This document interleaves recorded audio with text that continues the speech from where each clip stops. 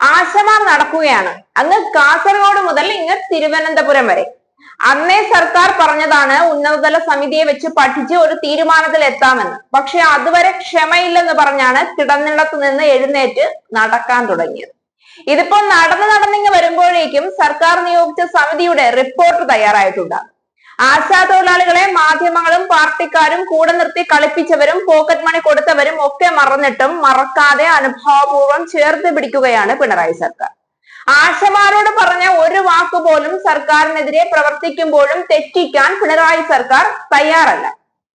സമരം സർക്കാരിനെ കരിവാരി തേക്കാനും സർക്കാരിനെ താഴെയിറക്കാനുമുള്ള ഗൂഢാലോചനയുടെ ഭാഗമാണെന്ന് വ്യക്തമായി അറിയുമായിരുന്നിട്ടും സർക്കാർ ആശാ തൊഴിലാളി വർഗത്തോട് കാണിക്കുന്ന എല്ലാ നീതിയും ന്യായവും ആശമാരുടെ കാര്യത്തിലും ഏറ്റവും ഭംഗിയായി പ്രകടിപ്പിക്കുന്നുണ്ട്. സർക്കാരിന്റെ 4ാം വാർഷികത്തോടനുബന്ധിച്ച് നടക്കുന്ന കാസർഗോഡ് മുതൽ തിരുവനന്തപുരം വരെ നടക്കുന്ന വികസന പ്രവർത്തനങ്ങളെ മുൻനിർത്തി പൊതുജനത്തിനെ ബോധവൽക്കരിക്കാനുള്ള യാത്രയ്ക്ക് സമാന്തരമായാണ് ആശമാരും കാസർഗോഡ് മുതൽ തിരുവനന്തപുരം വരെ രാപ്പകൽ കാൽനട ജാഥ സംഘടിപ്പിക്കുന്നത്.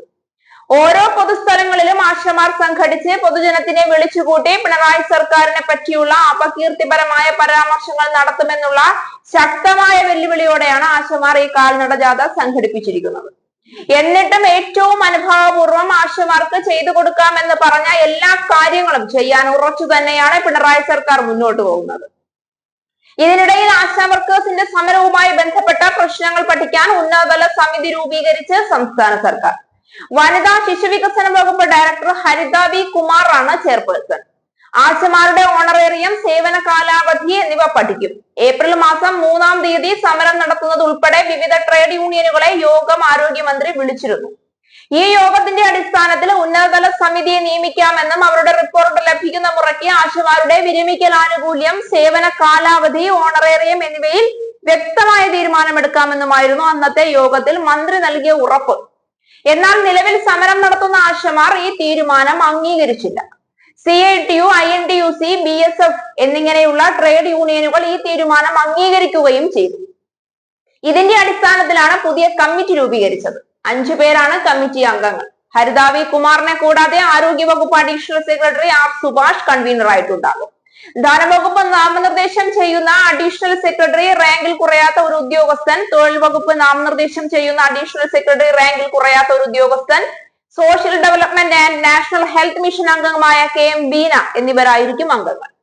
3 മാസമായിരിക്കും കമ്മിറ്റിയുടെ കാലാവധി. ഇതിനുള്ളിൽ റിപ്പോർട്ട് സമർപ്പിക്കണം. ആശമാരുടെ തെരഞ്ഞെടുപ്പ്, യോഗ്യത, ഓണറേറിയം പ്രശ്നങ്ങൾ, സേവന കാലാവധി, അവധി തുടങ്ങിയ കാര്യങ്ങളാണ് പഠിക്കാൻ നിർദ്ദേശം നൽകിയിരിക്കുന്നത്. ഈ റിപ്പോർട്ടിന്റെ അടിസ്ഥാനത്തിൽ ചെയ്യാൻ സാധിക്കുന്ന കാര്യങ്ങൾ സംസ്ഥാന സർക്കാർ ചെയ്യും.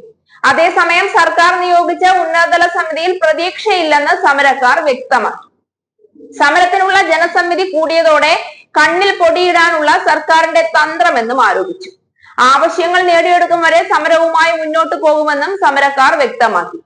ഇപ്പോഴും സമരവുമായി മുന്നോട്ട് പോകാൻ തന്നെ തയ്യാറെടുത്തിരിക്കുന്ന ജൂനിയർ ആർട്ടിസ്റ്റുകൾ അപ്പോൾ സമരവുമായി മുന്നോട്ട് പോകട്ടെ.